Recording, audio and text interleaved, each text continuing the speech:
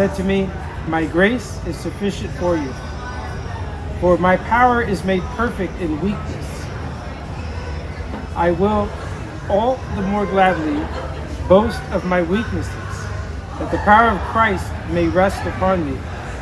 For the sake of Christ, then, I am content with weakness, insult, hardships, persecutions, and calamities. For when I am weak, then I am strong."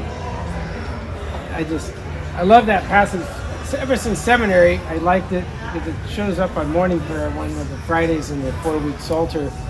But I didn't know how much of an impact it was going to have on me, because I used to think, I wasn't a great priest or a good priest because I don't have the skills that some of my priest friends have. Or I've also had issues in the past with mental health, depression, anxiety, ADD, and OCD. I've got the quadfecta of all that.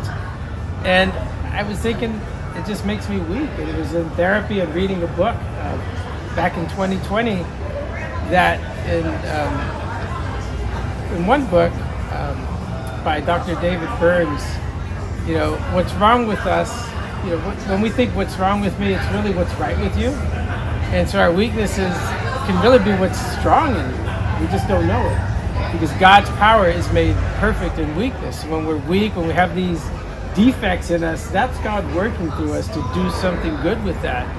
And so now whenever I think, even I'm hard on myself because of my weaknesses, but God is working through that. I'm thinking, if it wasn't for the ADD, I don't think my preaching would be better, because it makes me creative, and I didn't realize that it's because of that weakness that it kind of makes me a little more creative when it comes to giving homilies and giving talks.